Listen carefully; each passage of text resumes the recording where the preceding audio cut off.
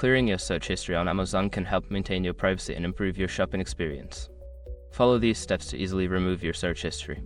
Step 1. Sign into your account. Go to the Amazon website or open the Amazon app and sign in using your account credentials. Step 2. Navigate to your account. Once signed in, locate the account and lists option at the top right corner of the page or app. Click on it to access your account settings. Step 3. Find your browsing history. In account settings, look for your browsing history option. This section contains all the items you have recently searched for or viewed. Step 4. Manage your browsing history. In your browsing history section, you will see a list of your recent searches. You can choose to remove individual items by clicking on Remove from View next to each item, or clear the entire history by selecting Clear All. Step 5. Confirm your changes. If you choose to clear all, a confirmation prompt will appear.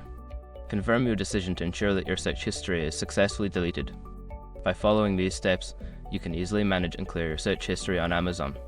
Regularly updating your preferences can enhance your shopping experience and protect your privacy.